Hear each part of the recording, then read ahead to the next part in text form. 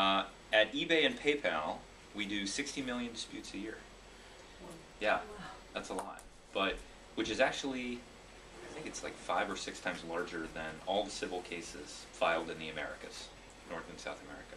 So we do a lot of disputes. But we only have 15,000 employees.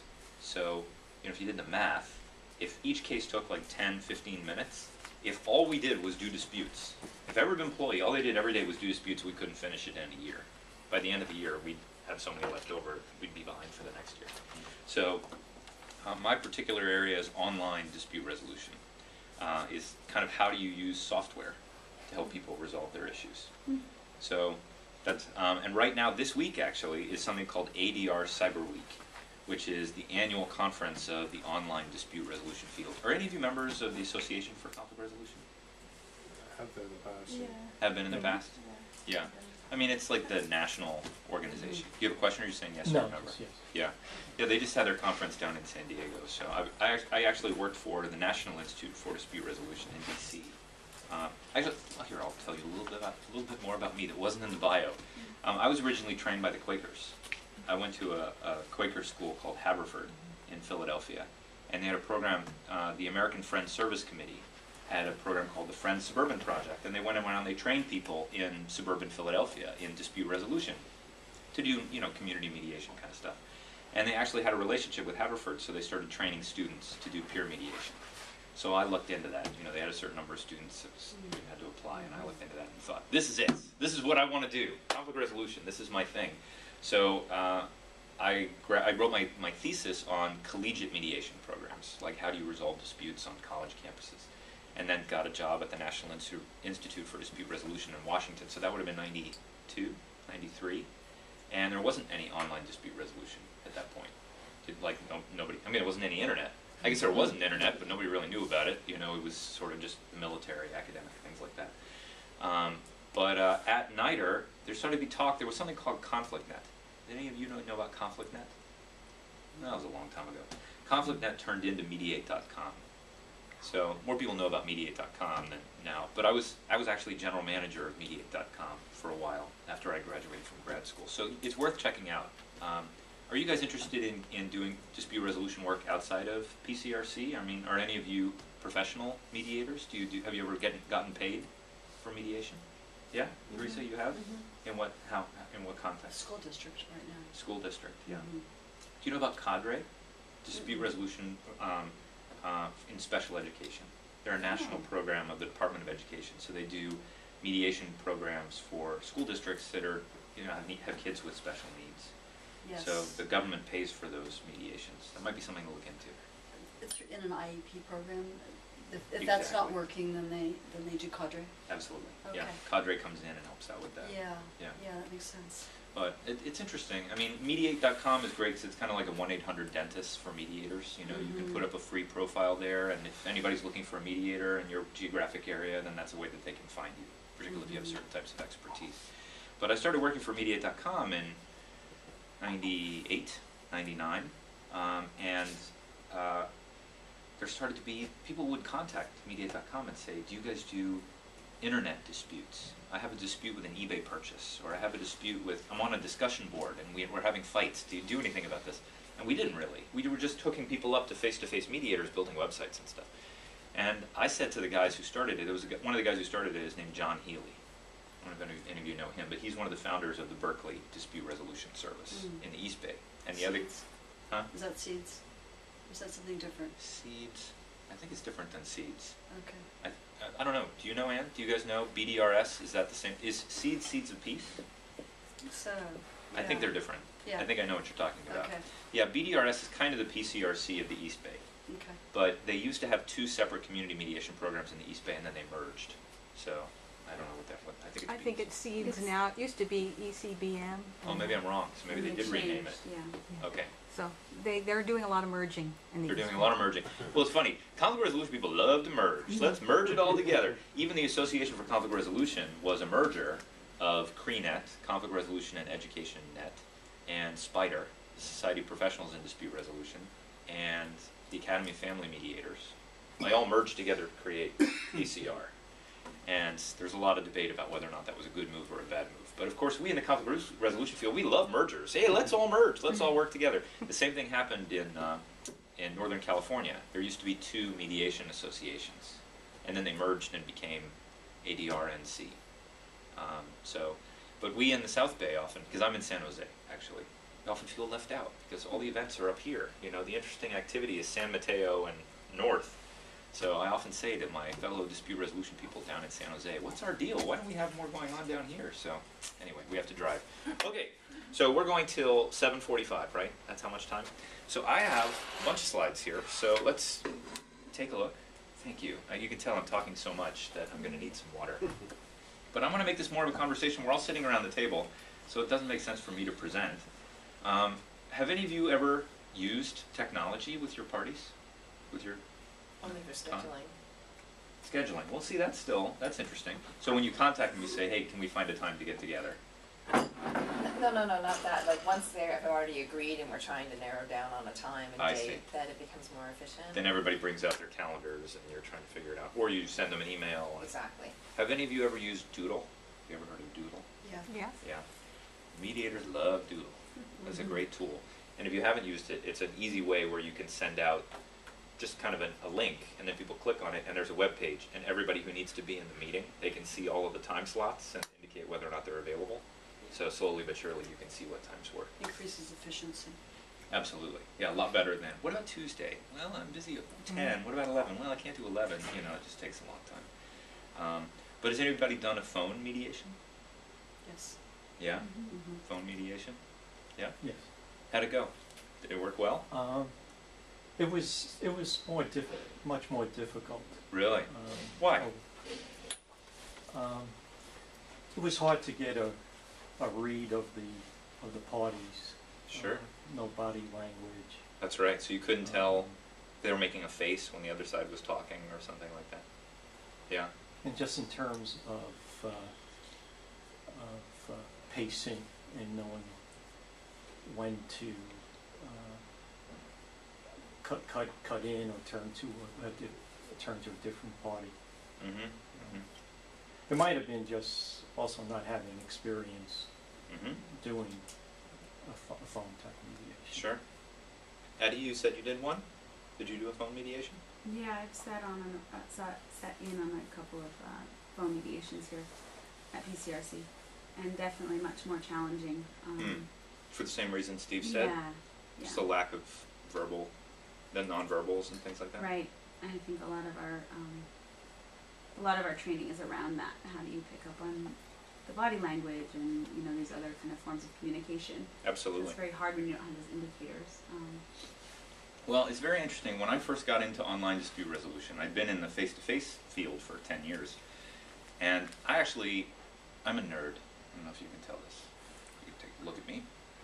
Yes, I'm a nerd. I've always loved technology. Ever since I was a little kid. I had a computer in my room when I was 8.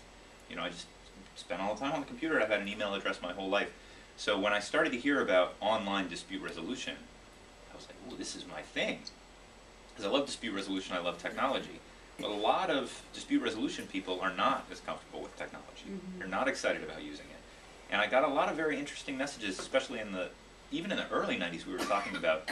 I actually went to conferences and tried to explain to people why they should get on ConflictNet. This is before the internet, so I don't know if anybody remembers dial-up modems, characters, green screen. And I would explain to people, this is great, you should do this. This is email. It's like mail, but it's over the computer. And people would be like, well, that would never work. There's a lot of skepticism. Very interesting body language. I don't know about that. And I'd be at these conferences and I'd try and get people excited about the technology, the promise of the technology. And it took a long time. It really took a long time. I actually don't think that I convinced very many people.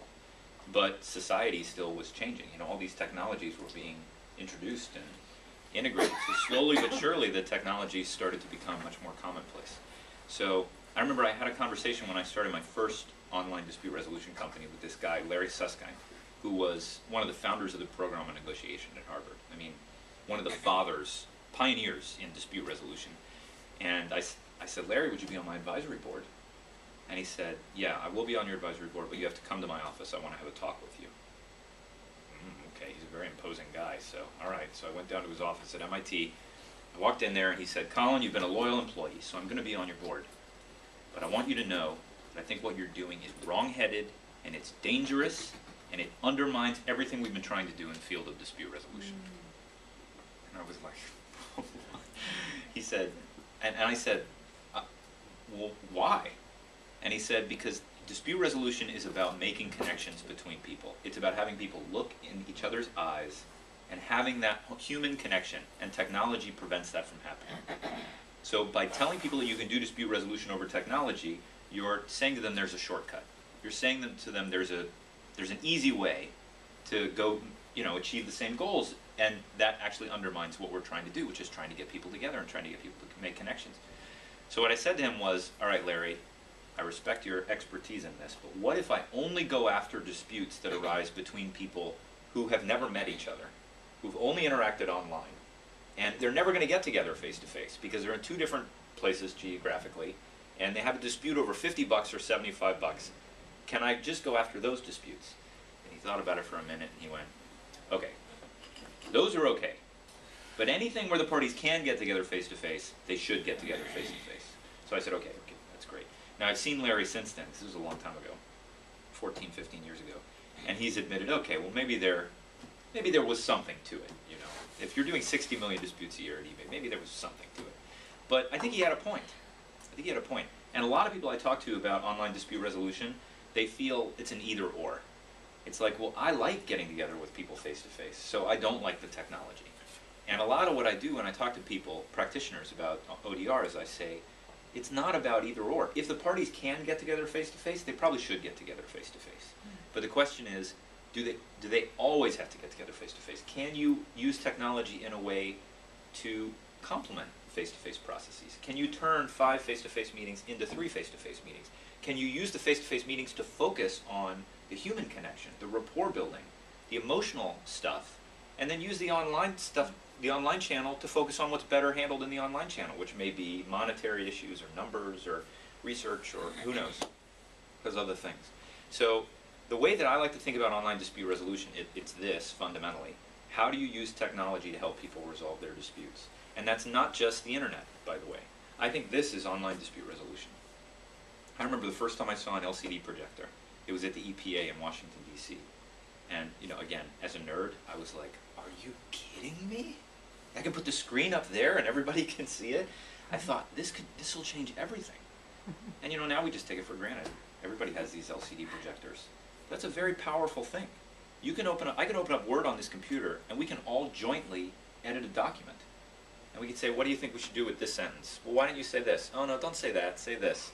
That's an amazing thing. There's a whole dispute resolution technique called single text negotiation, where you focus on writing a document together. Now, if you're just sitting at a table without any technology, that can be really hard, because you've got to print out, and somebody writes something. What'd you write? I can't read this. It's amazing. This tool is a powerful online dispute resolution tool.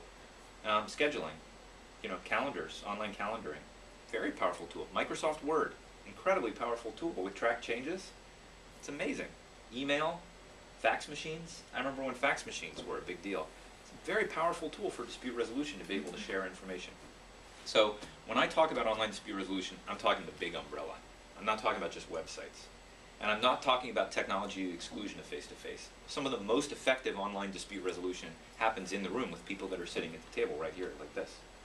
If you all had iPads and we were all negotiating about something, we were trying to reach consensus on my background, actually I'm not a lawyer, my background's in public policy. So I've done a lot of multi-party environmental conflict resolution with large stakeholder groups that meet over a year. Well, it's very interesting when you have, imagine this, say we come into a room, we're all new, and we're trying to say, what's the problems that we need to solve? What are the key issues we need to address? What normally happens? You have a flip chart in the front of the room. As they call out ideas, and then we start writing ideas. Maybe we fill out 4 or 5 flip chart pages and we stick them on the wall. And then we say, okay, now we have 60 ideas on the wall. That took an hour. And here, I'm going to give you all dots. Now you go over and put dots next to the ones that you think are most significant. Everybody comes over and they put the dots, and you go count the dots. And then okay, now we've come up with our top 5. Now, imagine everybody has laptops. And I put on my LCD screen, okay, everybody go to this page and start typing in the things you think are most important that we need to address. And you all I'll type for 3 minutes, I hit enter, and then boom, it's refreshed. Everybody's ideas are up here on the screen. And I say, okay, now go into the same screen and rank all of the ones, everybody's ideas, yours and everybody else's, from 1 to 5. 1 being most important, 5 being least important. You go through 1, 2, 3, 4, 5. Boom, I push a button. Here's the top 5. We just did the same thing that happened on the flip chart, but we did it in 10 minutes, as opposed to spending 2 hours focused on that. Now, I'm not saying it's better or worse, but it's a powerful thing. You know, it's a powerful rethinking of the way that process can go. So, and that's just the tip of the iceberg in terms of how technology can bring new capabilities to mediators. So we can talk about that. But this fundamentally is ODR. Now people are thinking about, it's not just to help people disputants find resolution to their disputes, it's also for conflict transformation, for problem diagnosis, for integrating complex scientific and technical information. There's a lot of things that you can do short of just focusing on getting people to resolve their disputes. So, okay, you guys all probably know this. I don't know if you've seen this in trainings. Dispute resolution systems designers, this, I think I stole this from the JAMS website. So, you know, if you're thinking about which type of dispute resolution process to use, you know, you can put everything on a spectrum like this. Non-binding process with very low control, like a direct negotiation. 2 parties are in control, they can do whatever they want. They can yell at each other for 5 hours, there's no one to tell them they can't do that. And then it moves up to mediation, where the mediator controls the process but not the outcome. And then it goes all the way over to binding arbitration, where the third party controls the process and they control the outcome. So when you're designing a dispute resolution process, you know, they always say, fit the forum to the fuss. Oftentimes, you look on here, you pick a process, that's how you decide that, you know, build a process appropriate to the parties. Now the interesting thing about online is that you don't only have control over the process, you actually have control over the way the parties communicate with each other. So maybe they use video conferencing, maybe they use audio conferencing like a telephone, maybe they just do email, maybe it's text only, maybe they communicate synchronously like chat. So you have to make these decisions when you're putting a process together. You have to think about what the needs of the parties are and their level of comfort with technology, and then build a process appropriate to them. Any questions about that? Is this boring or interesting? I can't read you. You're being very cagey. Really Well, let's go with interesting. So, okay. So, let me tell you. So, here, this will be a good example. Hopefully, I'll blow your minds a little bit with this. Okay. Imagine you're doing. So, do you guys caucus at PCRC?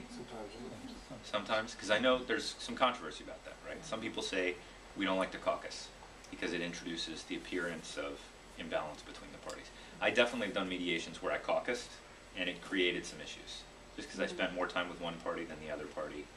And they're like, what were you talking about with them? Well, I can't tell you what I was talking about with them. Did you share any of the information? No, I didn't share any of the information. Caucusing is a tricky thing as a mediator. But it's also very powerful. And if things are running off the rails, a caucus sometimes is exactly what you need to do. Now, I've definitely been in situations where face-to-face caucusing introduced, but I've never been in a situation, I've never seen a mediation or been in a mediation where somebody caucused when things were going well. Pretty much always you caucus when things are not going well. Because if things are going well, why would you caucus? You know, you might derail the conversation.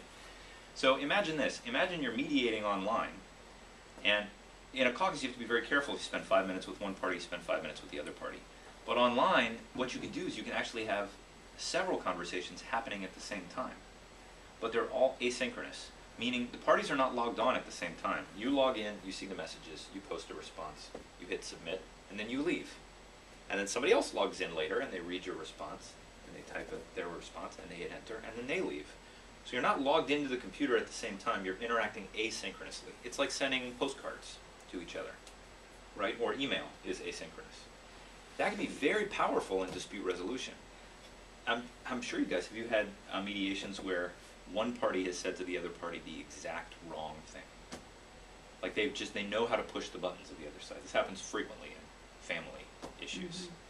And they say the one thing, like, you know, did you just say that? Well, I'm going to push the boom button. And as a mediator, you go, no, what just happened?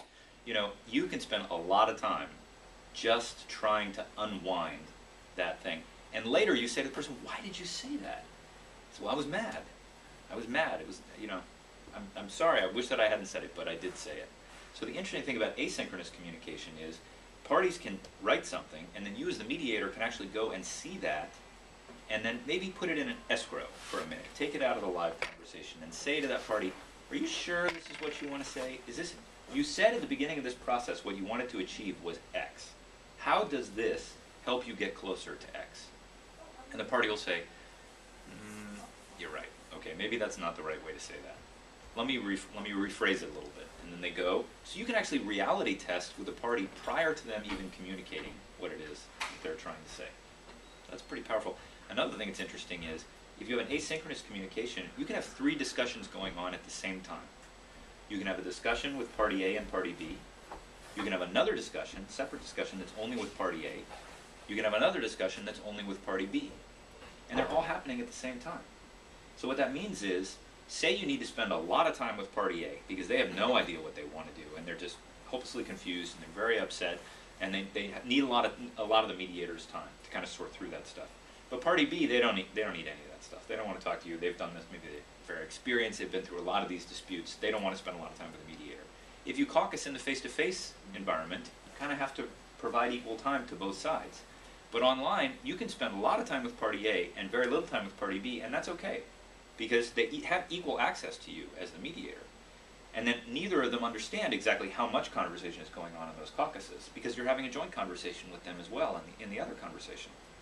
And you can caucus with them when things are going well. Say you're steamrolling towards an agreement and it looks like everything's going to get wrapped up. You can actually check in with the parties and say, hey, how do you feel about this? Does this feel good? Are you okay with it? And they can say, yeah, it's good. Or actually, no, I kind of feel like I got railroaded a little bit there. And then you as the neutral can pull it back a little bit. So I'm not saying, again, this isn't about face-to-face versus online. I'm just saying there are some things that you can do online that are quite different than what you can do face-to-face. And for the right parties and the right dispute, it can be great. Now let me also say, for the wrong parties, technology can be a disaster. You should never push anybody to use technology who doesn't want to use the technology. And I'll say, in my experience, very generational. I find, young people, oftentimes, if you come in and you don't put technology on the table, young people will say, well, what about technology? Can we do this online? Can we video conference? Can we text? Are you on Facebook? Are you on LinkedIn? Can I send you an email? I don't know if any of your parties have talked about that, but if you work with kids, it's a very common experience. They're very, very tech savvy. So let me talk through a couple of these ODR types. And again, interrupt me if there's any questions here. But, so mediation online works very similar. I just talked about the caucusing element of it. Mediation online and mediation offline are pretty similar. Yes, please. I guess in my mind I'm already busy thinking, how does this work in reality? Because just like through elapsed time, like sometimes there isn't even just in one-to-one communication, there isn't any conflict, but because one is so much slower at responding to things, in the meantime this person has if we're talking email, 5 emails, and then they respond to one, and it inflames something because elapsed time. And so I'm trying to wonder, how is this A to B conversation, mediator to A, mediator to B, how are all these conversations really happening with time? It's quite different than face-to-face, I admit. Oftentimes I've been in situations where one person is very tech savvy, and maybe at work they have internet access, so they're essentially on email all day. Refresh. The other party is at home. Maybe they're running around doing carpool or whatever, or they're on a dial-up modem. Maybe they check email 1, 2, 3 times a day. So all of a sudden you have an asymmetry between those two parties, right? The person that's super connected and online all the time, they can post over and over and over again. They post these long messages. Maybe they have time to really spend on the computer. The other person doesn't have time to do that. So that's a danger sign. And that's a time when you might want to avoid the use of technology, because you would introduce that kind of asymmetry. eBay and PayPal are interesting because, we'll talk about this in a minute, everybody self-selects to be on eBay. So you already have the people that like technology. You already have the people who've proven that they're comfortable with it. Like they can log in, they're on the computer. When they have a dispute, they expect the dispute's going to be resolved in the same place where the dispute arose. So it's natural for them. But if you have a neighbor dispute over a property line, well, it's kind of weird to say, why don't we resolve this online? I live right next to you. Why can't we just go down to the community center and meet and just talk this thing out? So I'm not saying it's for everybody, and people who aren't used to asynchronous interaction, posting things online, it can feel kind of weird. So you certainly don't want to put people into a situation where they feel weird. So I think your point is well taken.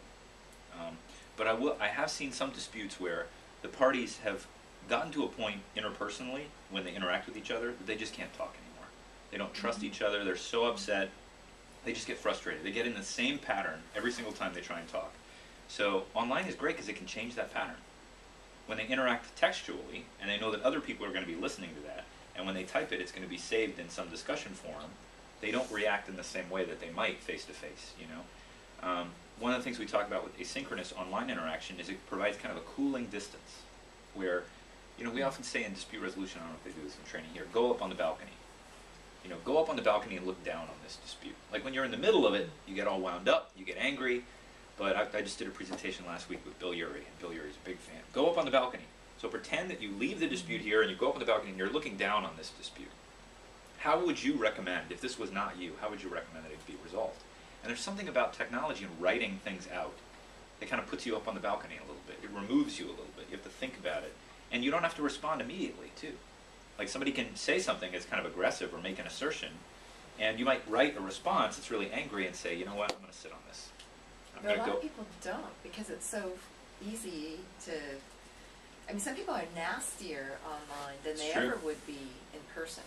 There's a lot of that. And then I think Daniel Goleman in his emotional intelligence book talks about, or his social intelligence book talks about how they had some kind of research with university students that a conversation rapidly had sexual innuendos that Really? they wouldn't have gotten so fresh so soon, so rapidly, so graphically if they had to actually talk to the person. So, you know, I'm thinking the same kind of thing with disputes, that sometimes there's some nasty things you see that I know these people wouldn't say such things if they had to face each other. Absolutely. There's been some very interesting research about that, you know. I think one of the things that was a common feature of the early internet was anonymity. People would create an account, there was no connection to them, and then a lot of the things that you'd never do face-to-face, you'd never go up to someone and say some of this stuff. But if it's totally anonymous and nobody can connect it to you, sometimes people's social reticence or social propriety is removed, and then they say things that, you know, shocking. Who would ever say that? One website that is notorious for horrible comments is YouTube. And I don't know if you guys have ever read comments off your YouTube videos. It's like, who are these people? When YouTube first started, it was actually started by two guys from PayPal that I knew. When it first started, I went to try it out. So I was like one of the first, I don't know, couple thousand users. And I had some videos on my hard drive. I don't know if any of you have seen this video. It's a French commercial for condoms. And it's not déclassé or anything, but it's a guy in a grocery store. And he's got a kid with him.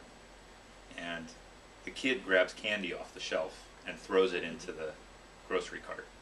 And the dad goes. He puts the candy back on the shelf. And the kid goes. And he goes over and he gets the candy again and he throws it back in the grocery cart. Dad goes, and he puts the candy back on the shelf, and the kid throws a massive tantrum. Just massive tantrum, knocks over the can, screaming, throwing things off the shelf, and everyone's looking at the dad. And dad is like, you know, really embarrassed. And then the last line of the ad is, use condoms. Like that's the whole ad. It's this French ad. You've seen that ad? It's very famous. So I had that on my hard drive just because people send it around over email or whatever. So I said, well, I'll try out YouTube. So I uploaded that video to YouTube, and I was the first person to upload that video to YouTube. So now it's been viewed, I don't know, 450,000 times. I mean, every day it gets another 10,000 views all over the world. But I get notes in my email when people leave comments on this ad. Now, the kid is misbehaving. That's the point of the ad. But you wouldn't believe the comments that people leave. Like every day I open my email and I get 20 messages, and I'm sure these are 11-year-olds, you know, acting out, saying, you know what I'd do to that kid? I'm like, who are you people? Why do you have this anger in you? But I think it's exactly what you're talking about. It's anonymous, totally anonymous. YouTube does not track your ID. It's not like Facebook. It's not tied back to some public profile. So a lot of people feel empowered to say things that they would never say face to face. And there's a whole culture online of harassment and bullying, cyberbullying, you know, we've talked about that at PCRC. So that's definitely something that we have to be cognizant of online, is that aspect of communication. But the other thing that's interesting is now the internet's moving in the direction of the social web, you know, like Facebook, where everybody has these permanent IDs online. And not only are you identified by what you say, all your friends and family are there. It all appears in your profile. So it's almost like we're getting to the next wave. And Mark Zuckerberg, the guy who founded Facebook, he said, I don't think we should have any anonymous content on the web. I think we need to eliminate anonymity. We need to have everybody has to be identified by everything that they do, because it would solve that problem of people saying these horrible things online because they can get away with it. A lot of people don't agree with that. You know, they think that privacy is important online. So it's another interesting aspect of online communication. Again, when I first started out, everybody thought, well, online everyone lies. Everyone's just going to lie. If you're negotiating with someone online, even if I'm looking right in your face and I say, did you send me the check? You know, it takes a very special person to be able to look you right back in the eye and say, yes, I did, when they know that they didn't. We all think we're great lie detectors, right? And that's one of the reasons why mediation works so well. But online, if you email me, did you send the check? I could be like, what a sucker. Sure, I sent the check. You know, I'm not looking at you. I can say whatever I want. But actually what's happened on the internet is the opposite. People are far more honest online, and they don't have that kind of social propriety. So they say things that they would never say face to face, but they're often, you know, the people who really get in trouble online are not the ones who pretend to be somebody else, and it's the ones who say something that they shouldn't say, that betray something that they really feel. So it's another interesting aspect about online communication. I don't want to be a cheerleader for online communication. I think it's got as many downsides as it has upsides. But what I try and do is talk about the pluses and minuses so we can figure out how to use it, you know, effectively and avoid the downsides. Another thing, people are very worried about confidentiality and privacy.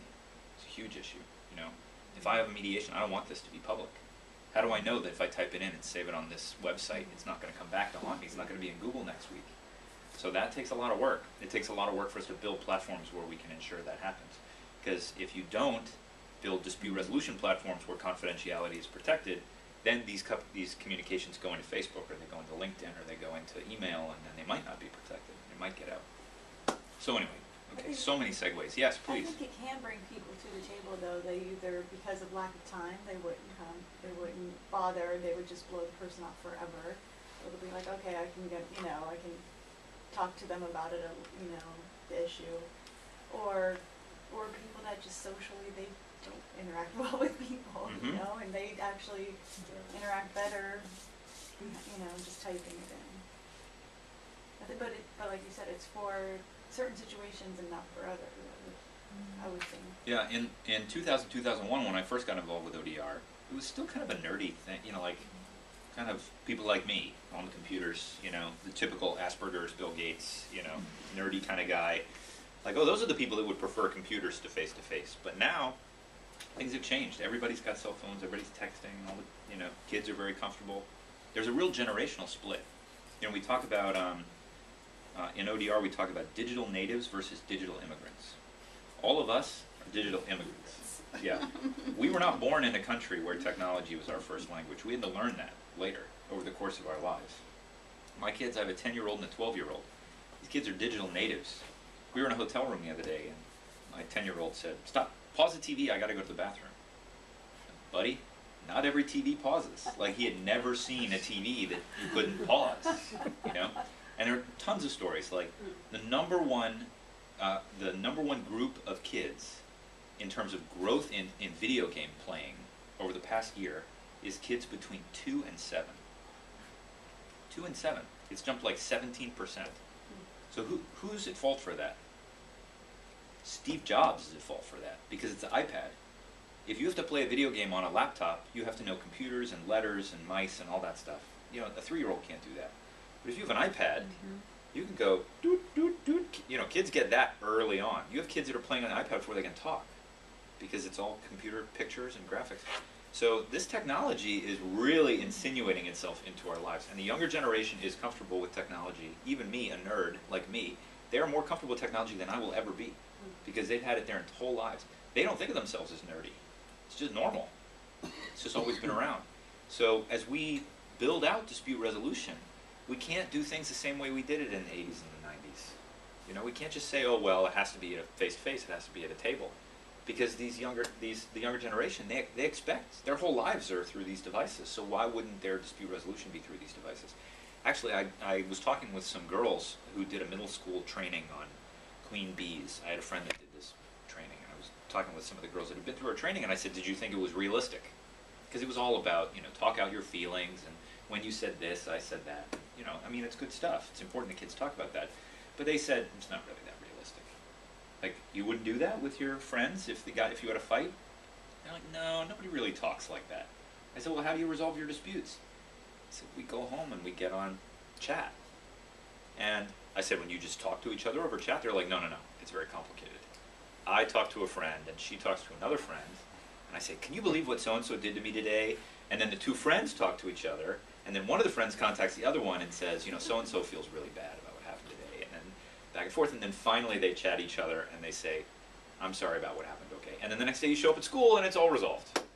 And why do they prefer doing it over instant messenger? Because they don't have that face-to-face. It's the confrontation that's the problem. If you do it in the hallway, it's too much. Because then you have to, you know, be bold, and you can't give in, and you look weak, and all those sorts of things. But if you just do it in the privacy of your bedroom on your laptop, you type it out, you can work out these things. So, you know, they talk about the younger generation, they break up over text message. You know, like, I don't want to date you anymore, send. Like, we would never do that, right? But that's the future, right? This is part of it. These kids are so comfortable with technology that they bring it into the most intimate moments in their lives, and they don't even think twice about it. So, okay. Yes. Also, they use it differently. I mean, there is some interesting things because, do you know, Form Springs, it's all anonymous. Mm. And I thought it was very nasty because it's anonymous and people say things.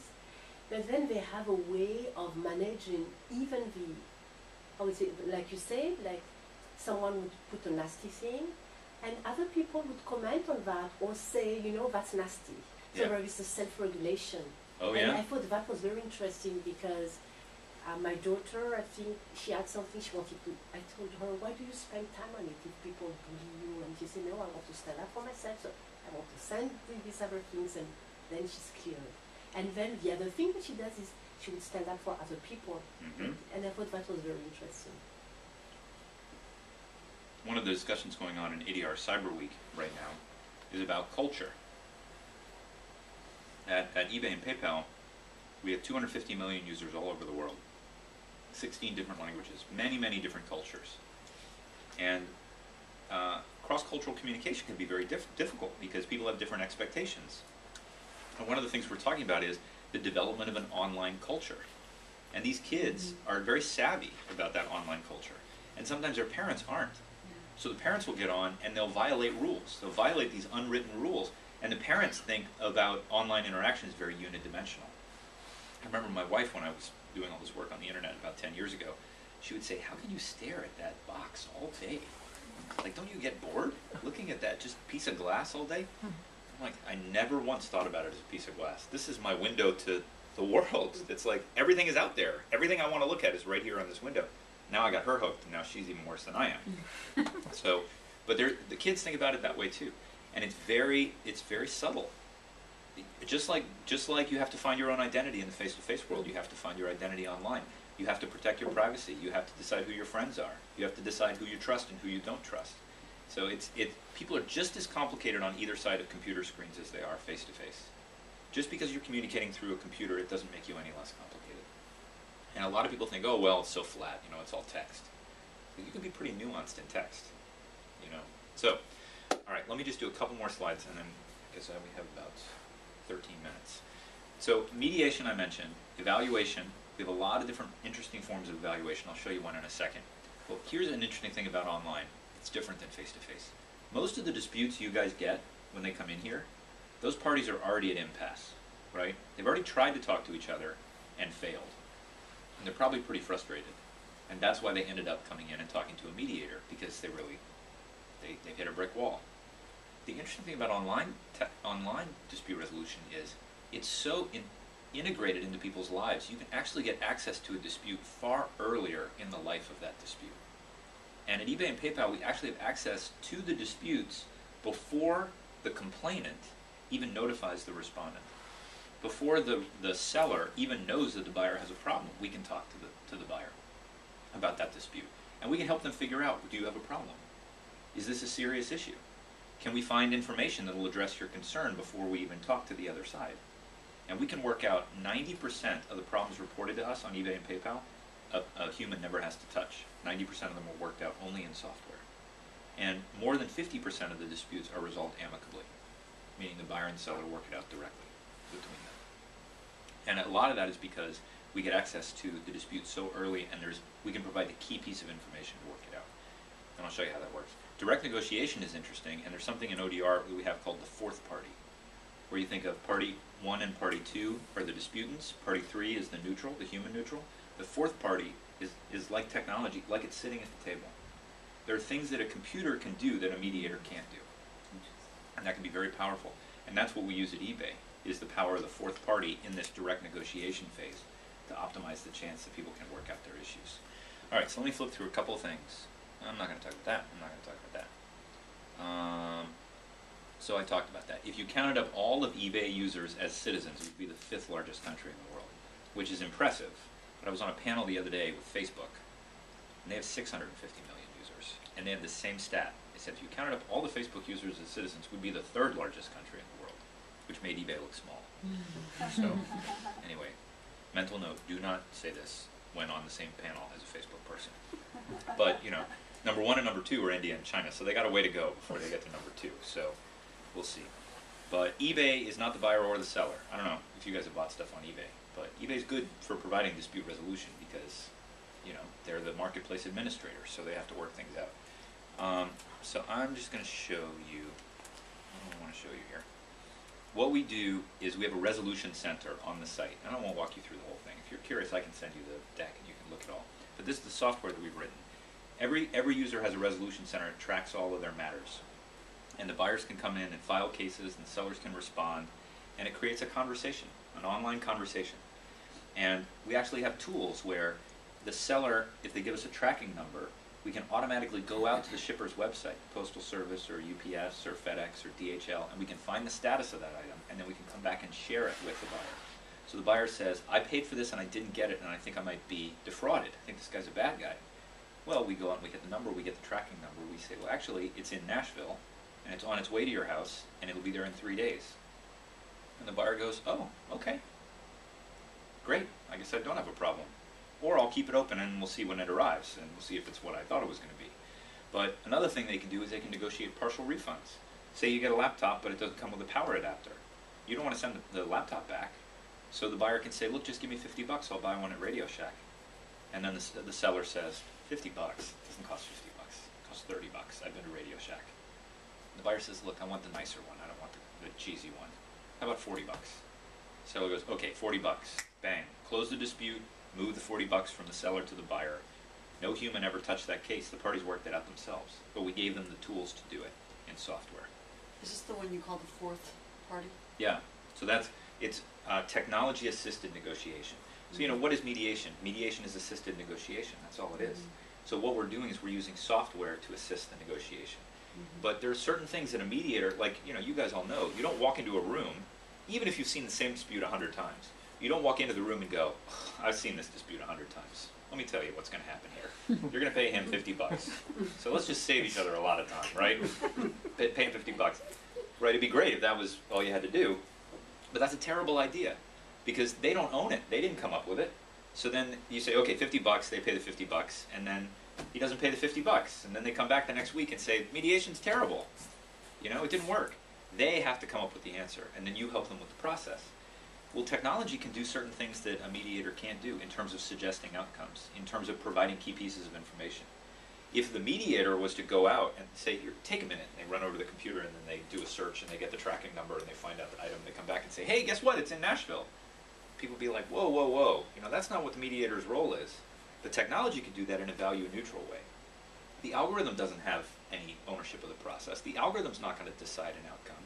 The algorithm can provide information to the parties, and it's not biased towards one party or the other. So, and it can be a really powerful ally for the neutral in doing some of those tasks that the neutral can't do. So, So let me tell you about this idea, because we're getting a little short on time. This one's kind of cool. This is eBay Court. We built this in 2008 and launched it. It's only live in India. But the way it works is, if a buyer and a seller have a dispute, they can file it. The seller can report it at eBay Court. The buyer can respond. And then it goes to a panel of 21 randomly selected community members, who then look at the information from the seller, look at the information from the buyer, and render a decision. And whoever gets a majority of the jury to agree with them wins. And it's communicated to eBay, and eBay enforces the outcome. So imagine if you got your jury duty card in the mail, and it said, you have to show up at the courthouse on this date, and you have to spend all day and see if we want to put you on a trial. Or you can go to this website, and if you hear 5 cases on this website in the next 2 weeks, you've met your obligation, you don't have to come to court. First of all, I think everybody would go to the website, because it's way easier than blowing a day at the courthouse. And you could do it in your pajamas at midnight if you want to. And if I was a disputant and I came in and I said, well, I want to file a small claims case. And they said, well, you could do it here. It's going to take you 2 months to get a trial date. It's going to cost you $125. Or you can pay $50 and go online. And then you'll have a group of people come in and evaluate the information and render a decision. I think a lot of people would go the latter route.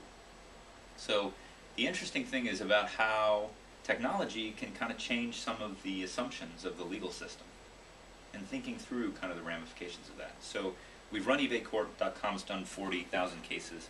We also have paypalcourt.com, and they do authenticity, item authenticity cases, counterfeit cases. Now we're doing them for reputation disputes. So like if you go on Yelp and a business gets a review that they don't think is true, it's from a competitor, or it's just not, it refers to things that totally aren't true, they can come in and get a dispute resolution process and get that re-examined. So let's see. The United Nations right now is talking about building a global online dispute resolution system for cross-border transactions. Because you have all these people that are buying things online. But if I'm in the US and my seller's in Argentina and it's a $50 purchase and it doesn't arrive, what do you do? What do you do? If you sue them here in the United States, small claims, why would they care? And you don't want to sue them in Argentina, you know, you don't speak Spanish.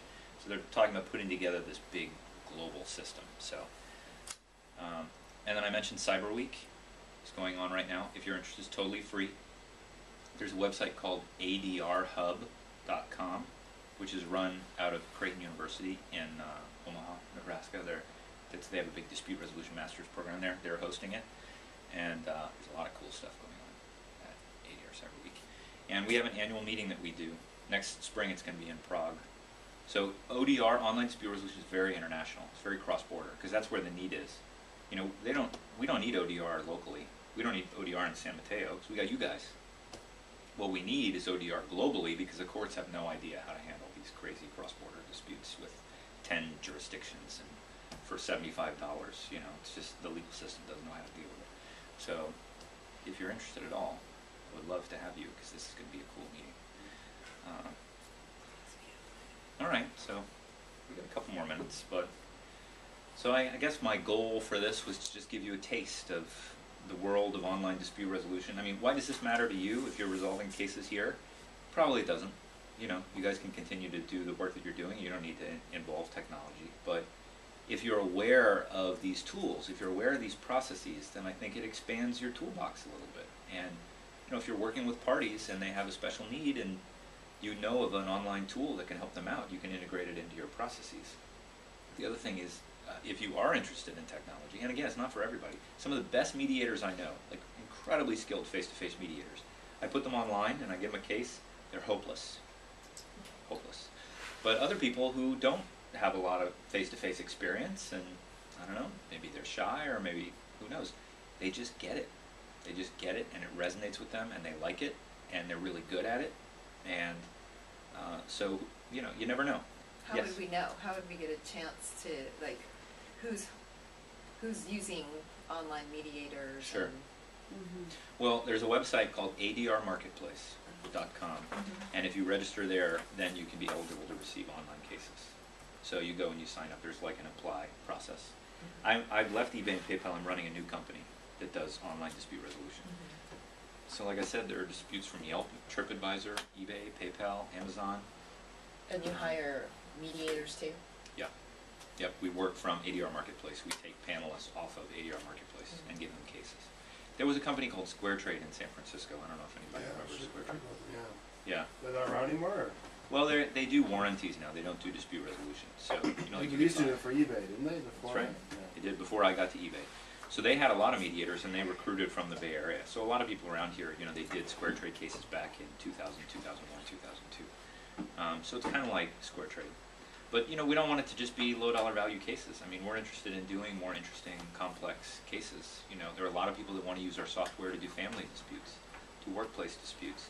A lot of companies are worldwide now. They're all virtual teams. They interact online all the time, and they have disputes too. So you can't have only face-to-face dispute resolution when you have global companies.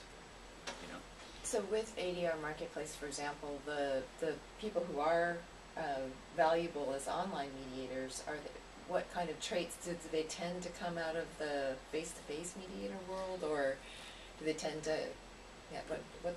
Yeah, Square Trade had a thing, because Square Trade was run by people who are not from dispute resolution. Mm-hmm. And they would often say, we don't need face-to-face mediators. We can get somebody off the street who's never heard of mediation, and we can give them the skills that they need to be a good online mediator. And I was running a competitor to Square Trade, and I felt the opposite. I think it's very important to have people that have face-to-face experience, because all of the ethics and everything about online dispute resolution should grow out of face-to-face ethics. If you just start from scratch, you can make mistakes, just not thinking through procedural appropriateness and ethical obligations and the role of a mediator and all those kinds of things. So ADR Marketplace is looking for experienced face-to-face mediators, people that have handled cases face-to-face. I don't think that's true for every online panel, but that's true for us. So that's the name of your company, ADR Marketing? No, the name of my company is Modria, actually, M-O-D-R-I-A. But ADR Marketplace is the panel, is the resource for our panelists for Modria. And we have a bunch of different sites, Community Court and Resolution Center and Review Ref. So that's the way it's working. Yes? Is there a place that mediators can get training specifically on ODR? Because it seems like Absolutely. there's a Very lot of good different question. skills. Yeah. Yeah, actually, at ADR Cyber Week, they just announced the first Masters in Online Dispute Resolution, but it's in Singapore. But there is a website called odrtraining.com. And you go to odrtraining.com, it's a self-paced training, and it's put together by a lot of us in the field, and it's got, some videos and content. And so right now you have to pay if you just come in off the street, but we're trying to negotiate something where the ADR Marketplace people can do it for free. But it's pretty good, it kind of gets you up to speed. There's another website, I'll give you the last website, and I know I'm at the end of my time. It's called odr.info. And that's the website of the National Center for Technology and Dispute Resolution, which has been running at UMass Amherst for the last 15 years or so. Ton of information on there, tons. I mean, there's a lot of books written. Ann mentioned I wrote a book called Online Dispute Resolution for Business. Now there's probably 10 books on online dispute resolution. There's a lot that's happening in this space right now. And again, it's not driven by dispute resolution. Trust me, if it was up to mediators, ODR would be about this big. It's driven by technology. It's driven by the technology is getting more powerful every day. Every day they're introducing new technology. And the parties are the ones who are pushing it. What about platform where, like webinars where you can talk or write if you want? Absolutely. That would be more... I just did one before I came here. Creighton has a platform called Wimba. And it's got synchronous video conferencing. You can have 6 people video conferencing at the same time. You can all chat at the same time. You can raise your hand. You can, there's all these kind of... It's amazing some of the stuff you can do on the internet, in the browser too. eBay owns a company called Skype. So everybody here use Skype? See, that's very telling. Again, everybody knows about Skype. Skype's an amazing platform, really. Free phone calls to anyone in the world. Free video conferencing with anyone in the world. You just download it and install it. But now, you don't even have to download Skype. You can do a lot of that stuff right in your browser. They use Flash and push a button and it just appears. So a lot of platforms are integrating that kind of stuff now, those kind of functionalities. I don't know if anybody here has used a telepresence system. Do you know what telepresence is? Cisco and HP, they make these, yeah. And I actually got to use one the other day. It's incredible. You sit down at this curved table. It's like a yellow wood, and then it goes into 3 HD TVs. All are 1080p, so big, like 60-inch, or not 60, maybe 40-inch, but 3 of them kind of arrayed like that. Then the table goes into the TVs. And on the other side, they have the same thing. The table goes into the TVs, and it's made so that it looks like the table completes, right? So you see the table on the other side, and it connects. So you sit down, and it looks like a ring. and you look at the other person, and it is full, it's synchronous, full HD, and it's got multiple speakers, and they are as clear as me looking at you guys. I mean, even clearer, actually, because, and you sit down and you're like, wow, okay, now I get it. And I mean, it's expensive at this point. It's still really expensive. But in the commercial, they have a little video for it. And at the end, somebody says, great, this is a wonderful negotiation. Thank you very, oh, okay. Because you really lose it. You lose the fact you're not sitting at the table, but they could be on the other side of the planet. I mean, that's the future. That's what's coming. And right now, I remember when these things cost $10,000. And I get one of these for $300 on eBay. So there's going to come a time when that technology is $300 on eBay. And that's going to be really interesting. It's going to be really interesting for all of us. Because it's just going to fundamentally change the way we think about someone on the other side of the planet. Because they can be just as close. It's going to be more of a pain for me to come to San Mateo to talk to you guys. Just put me up here and then I can interact that way. So anyway, thank you very much. This was fun for me. It was nice to meet you all. Thank you, Colin.